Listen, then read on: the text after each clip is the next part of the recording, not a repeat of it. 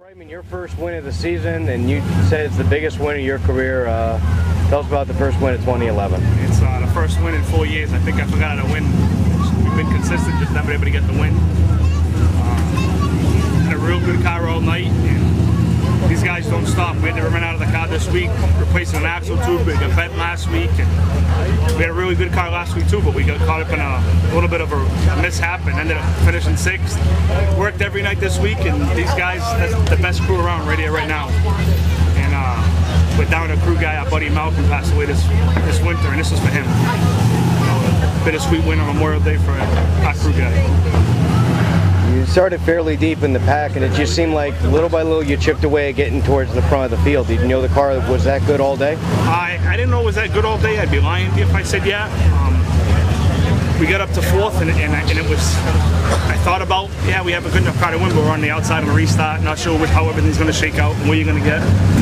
So I just one at a time, one car at a time. But when we got the lead, I ended up overdriving it, trying to stay in front of Tom and losing it, and drifted up the track, and he got under me, and lo and behold, the last 2 laps were side by side. And I hope these guys out there appreciate the show, because that was everything that car had. You know? That's probably one of the best races we've seen here all season, side by side. Either one of you could have won that race. Talk about how close it was between the two of you. I don't think either one of you touched the whole battle. I mean, it was just a great race. A little bit, but nothing major. I mean, I used to work on his car as a kid. I was 15 years old working on his Charger car. So to race alongside of him, I mean, that's awesome. And it's racing for a win. You're not racing in practice. You're gonna let it hang out, and that's what we did. You know, I hope the people that came here and saw this go home and tell 10 or 20 of their friends about the good racing on a Saturday night and keep the sport alive, because everybody needs more fans. You know? How nervous were you when he got back under you with about 3 to go? Beyond nervous. Beyond nervous. I said, well, you just lost another one. And then he came down for the white flag, and I had a fender on him, and I just said, I'm going to send it in as deep as I've sent it in the last 4 years if I'm going to expect to get victory lane again. And you can't predict what's going to happen. Here we are now. Did you know you had it when you crossed the line? I did. The car was a little loose on the straightaway.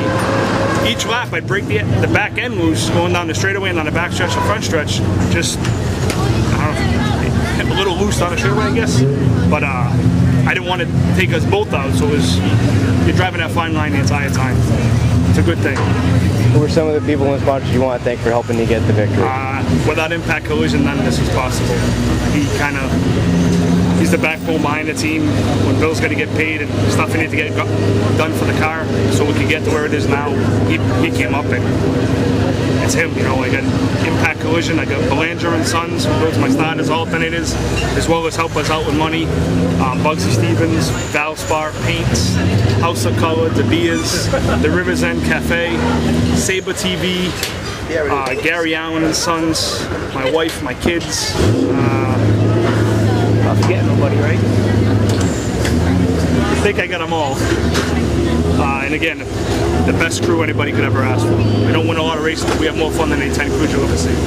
You mentioned it's been a struggle to get back to victory lane. What does this do for your team's momentum, getting the win this early in the year, to hopefully continue it the rest of the season? It's huge. We stumbled on a couple of things I think we had wrong all year last year at the Icebreaker at Thompson this year. We had I think 7 practices before we got the heat and the feature in, so it was like almost like renting the track. We tried different things all day there, and we stumbled on something. I'm not going to say what it was that we saw wrong, and we worked on it and worked on it and worked on it. And from when we unloaded till the feature, the car was almost a half a second faster, I think, at Thompson. And we came here and carried that same momentum in here, and it's a real fast car right now. Best car I've ever had at this track yet. So it could be a good year. Knock on wood, it's only 4 weeks into a season, but I like our odds.